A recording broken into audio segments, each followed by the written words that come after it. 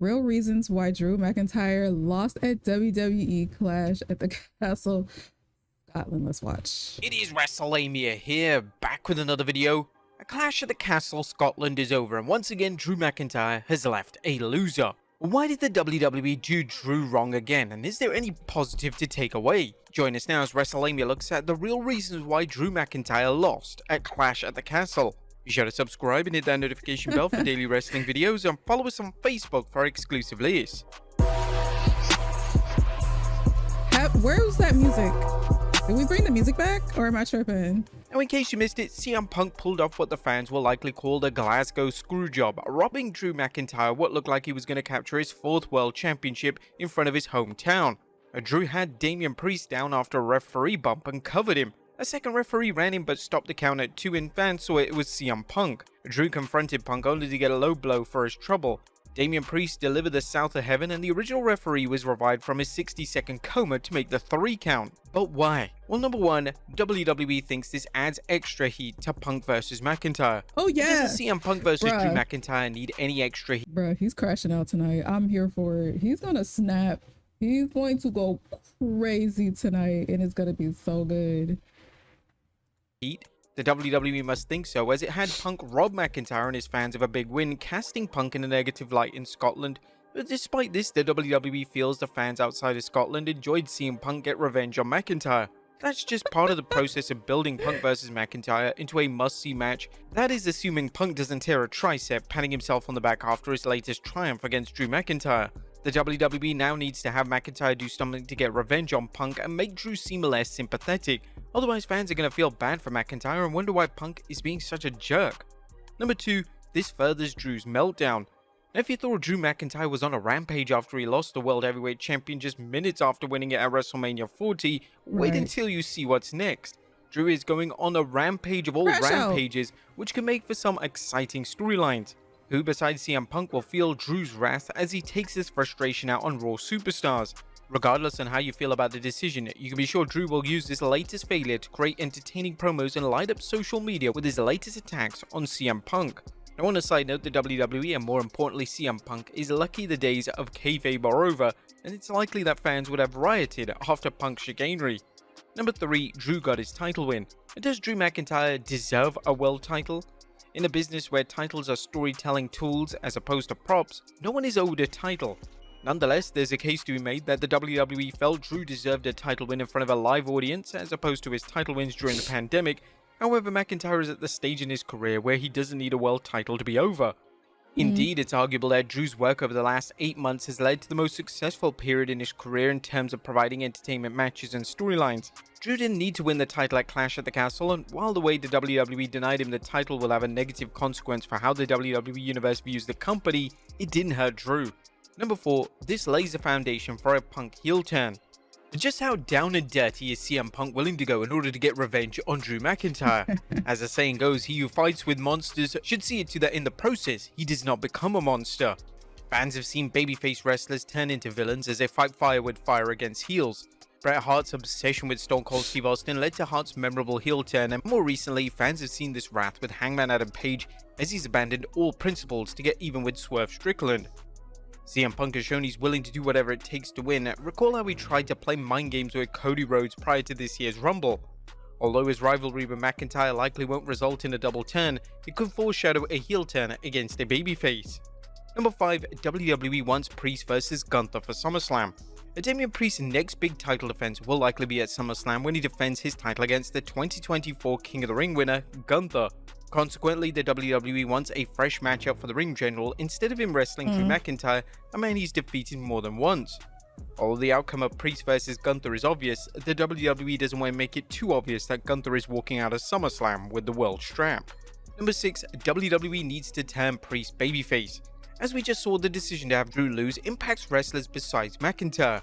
One example is Damian Priest, who's been on the long and winding road to turning babyface. While Damian's title defense seems like it could have gone either way until Punk's interference, Priest retained the title, and it will solidify Priest's argument that he doesn't need anyone's help, including the Judgment Day, to keep it. Priest's dismissive actions towards his colleagues is wearing thin with them, increasing the friction between them and building toward an inevitable breakup.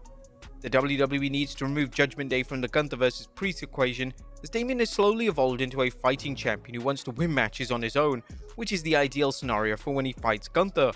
The WWE has shown no signs of turning Gunther babyface, so there's no obvious reason for having the Judgment Day around to help Priest unless the faction's help backfires. That seems unlikely, as the WWE has shown it likes to keep clean finishes for Gunther's match. But that being said, the WWE can make a Priest vs Gunther match more exciting by letting fans know it'll be one-on-one with the best wrestler winning. Don't be surprised if Priest boasts of having defeated Drew on his own, adding to the tension between him and the Judgment Day and leading him to leaving the group or being kicked out. Number 7. WWE didn't want to be predictable. The finish for Priest vs McIntyre was anything but predictable. Fans attending Clash had to feel this was Drew's big night, and the WWE would make it right for McIntyre losing to Roman at 2022's Clash at the Castle. After all, now that Vince McMahon is gone, there's no reason for a wrestler to be humiliated in their hometown, or homeland in this case, right? Well, turns out there is. Apparently, the WWE felt a win by Drew was too predictable, and it wanted to make fans expect the unexpected. It would have been too perfect. Number 8. Fans got their hometown win. The WWE can't have every native wrestler win, so why complain about Drew's loss when Alba Fire and Isla Dawn won the WWE Women's Tag Team Championship? That's likely the logic the WWE used to justify Drew's loss. Oh my God. After all, the Scottish team's win was not only a shocking surprise, but it was a heartwarming win following the recent death of Alba Fire's mother.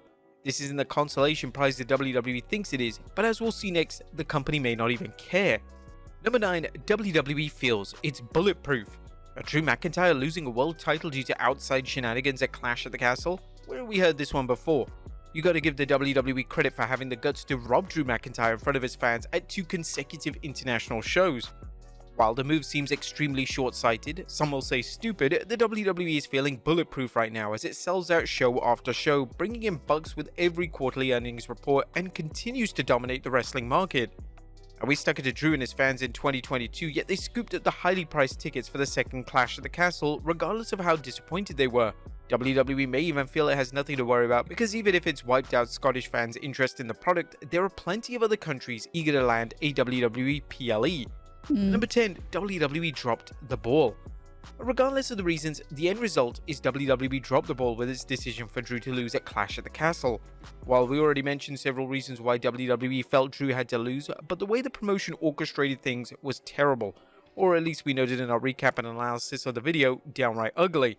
It's too early to tell whether this will have any lasting effect on fans. It's certainly no finger poke of doom moment, but it's a blunder that will impact fans in Scotland and possibly the entire WWE universe. In some respects, fans have a long memory when it comes to bad booking, but they're often also willing to give the WWE a pass as long as the overall product delivers.